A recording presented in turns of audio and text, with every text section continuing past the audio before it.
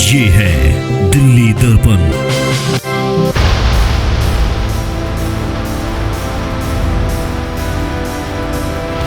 अब मैं पिछले 4 साल से मुंडका में जो दुर्दशा हुई है, उस दुर्दशा के लिए वे जिम्मेदार है, मैं नहीं हूँ। मैंने पहले मनीष सिसोदिया के भी बार बार विजिट कराए, आतिशी जब पीडब्ल्यूडी मंत्री थी उसके बार बार विजिट कराए और बार बार उनसे बजट के लिए विनती करी। इसका बजट में उनके ऊपर के होकर लेकर मैं, उनकी इच्छा नहीं थी बजट देने के लिए।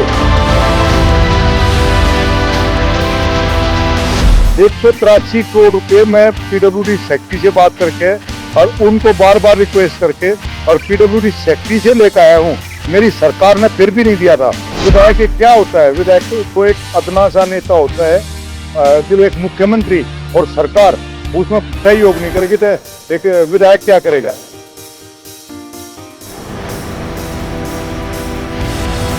मेरा मुंडका और मुंडका विधानसभा के सभी लोग, मेरे सभी प्रेमी साथी, वो सब समझते हैं मैंने किसी भी कॉलोनी के अंदर, किसी भी गांव के अंदर कोई काम बाकी नहीं छोड़ा। गलियां नालियां जो गंद था, पैर रखने की जगह तक नहीं थी, वो सब मैंने किया है।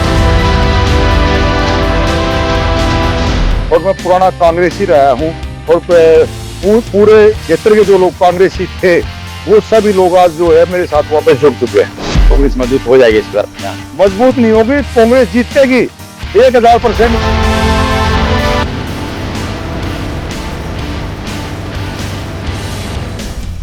नमस्कार, मैं हूं राजेंद्र स्वामी, आप देख रहे हैं दिल्ली दर्पण टीवी। आम आदमी पार्टी के विधायक धर्मपाल लाखड़ा ने कांग्रेस पार्टी का दामन थामा और कांग्रेस ने उन्हें उम्मीदवार भी बना दिया और इस वक्त मेरी मौजूदगी उनके कार्यालय में है।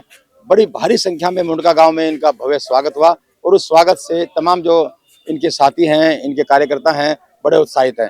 कैसा स्वागत था? मुंडका ने हाथों हाथ लिया, सुना, मैं तो देख नहीं पाया। वो आप लोगों ने सब जानकारी है। जो भी स्वागत में मुंडका गांव ने किया है, आसपास के लोगों ने किया है, तो वो हमेशा एक यादगार की बात है और बहुत अच्छा। पूरा गांव उमड़ पड़ा। जैसे मैं पहुंचा हूं तो दादा भैरों पे मत्था टेकने के लिए पूरा गांव मेरे साथ था।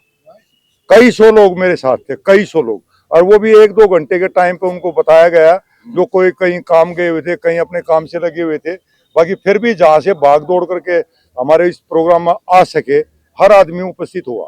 तो बाबा के, दादा के आशीर्वाद आपने लिया? मतलब हमारे पूरे मुंडका और मुंडका क्षेत्र का अगर कहीं भी किसी का छोटा काम हो या बड़ा काम हो, बाबा भैरों का हम सबसे पहले आशीर्वाद लेते हैं, उसके बाद काम शुरू करते हैं। तो आज मैंने भी उस परंपरा को निभाते हुए सबसे पहले बाबा भैरों का आशीर्वाद लिया, मत्था टेका और मेरे साथ पूरे गांव ने बाबा भैरों से विनती की और प्रार्थना की, अब भाई हमें जो है इस मामले में, इस काम में एकदम बढ़िया वोटों से और सबसे ऊपर जिताएं।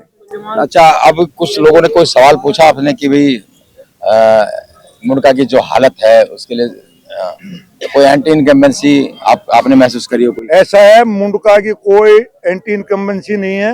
वो कम्बेंसी है तो आम आदमी पार्टी के खिलाफ है। आम आदमी के जो संयोजक है अरविंद केजरीवाल जी है, उनके खिलाफ है। उन सबको पता है।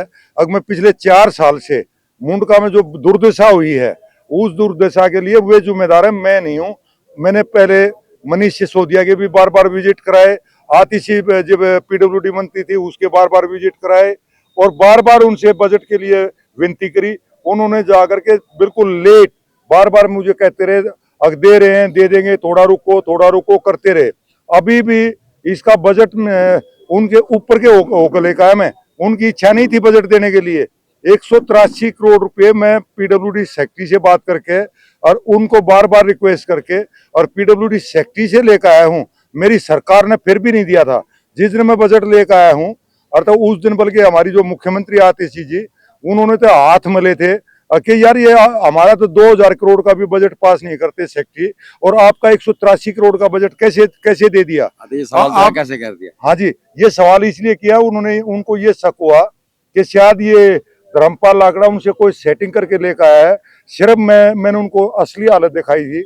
जब वो यहाँ विजिट पाए थे तो उन्होंने उसी समय कहा था कि पूरी दिल्ली में क्या पूरे हिंदुस्तान में जितना बुरा हाल नेशनल हाईवे रोहतक रोड और मुंडका का है, ऐसा बुरा हाल मैंने कभी नहीं देखा। तो उन अपनी आंखों देखी जो बीमारी देखी थी उसका समर्थन करते हुए और उस पर हमारे क्षेत्र पर दया करते हुए पीडब्ल्यूडी सेक्रेटरी अनबरासू नाम उनका, और उन्होंने मेरे को इतना बड़ा एहसान किया जो जिंदगी भर याद रखने का है। और उसके बाद भी मेरी मुख्यमंत्री ने मैंने बार बार कहा कि भाई अब इसका टेंडर लगवाओ, जल्दी कराओ, कि इतनी जल्दी नहीं हो पाएगा, समय लगेगा।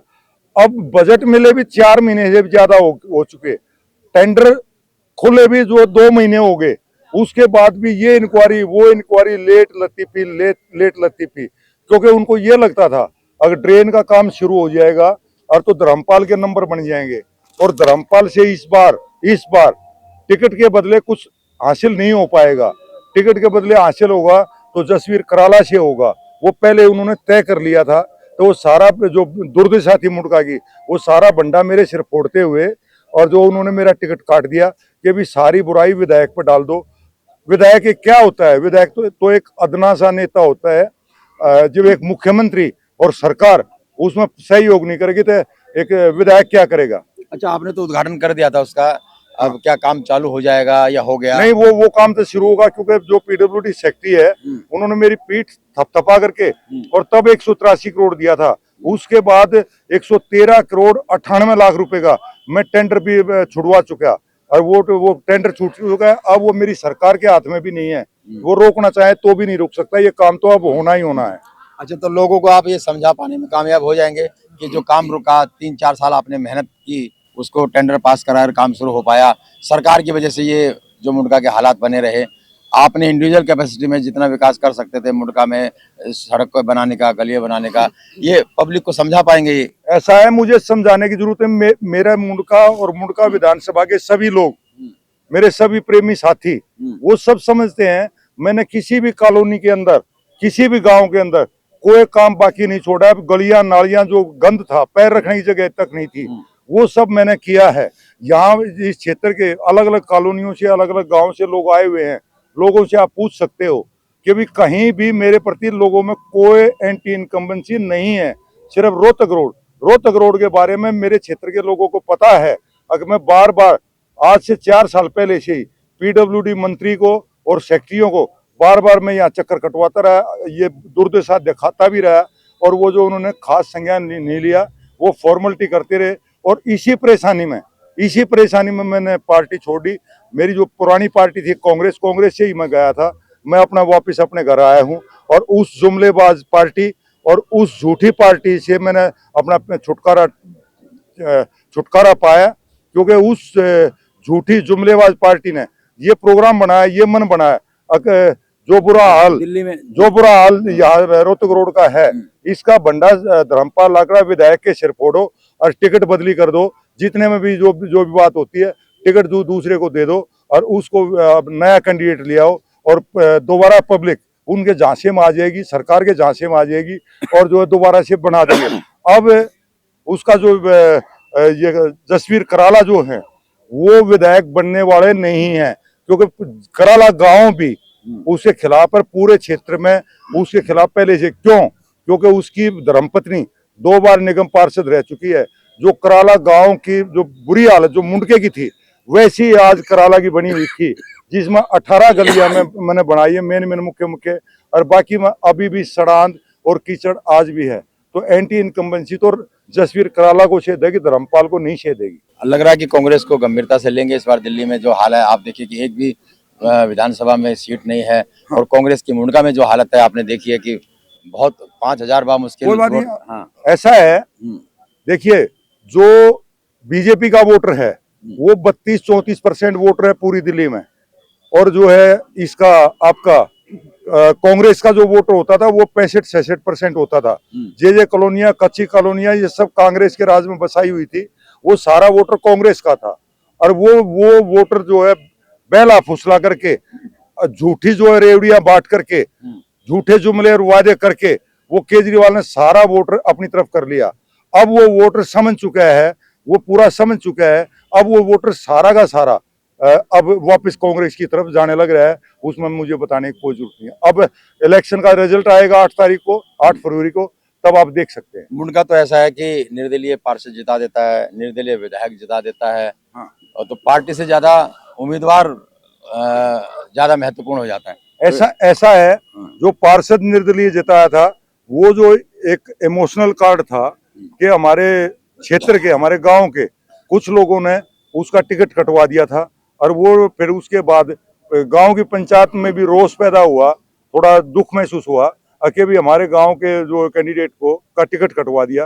तो पूरा गांव इकट्ठा होकर के और गांव के लोगों ने ही जो है उसका समर्थन किया और दूसरे गांव से, इलाके से समर्थन मांगा। आपके मुख्य मुकाबला किससे रहेगा? बीजेपी से रहेगा या आम आदमी पार्टी से रहेगा? मेरा कोई किसी से मुकाबला नहीं है, मैं बिल्कुल अलग से, सबसे ज्यादा मेरे आसपास कोई भी वोट नहीं ले पाएगा। जो आपने अभी कहा था निर्दलीय, आप ये समझो कि मेरे लिए कांग्रेस का जो टिकट है वो बहुत मायने रखता है, और मैं पुराना कांग्रेसी रहा हूं, और पूरे क्षेत्र के जो लोग कांग्रेसी थे वो सभी लोग आज जो है मेरे साथ वापस जुड़ चुके हैं। कांग्रेस मजबूत हो जाएगी इस बार? यहाँ मजबूत नहीं होगी, कांग्रेस जीतेगी 1000%। मैं ये दिल्ली में कह रहा हूँ मैं।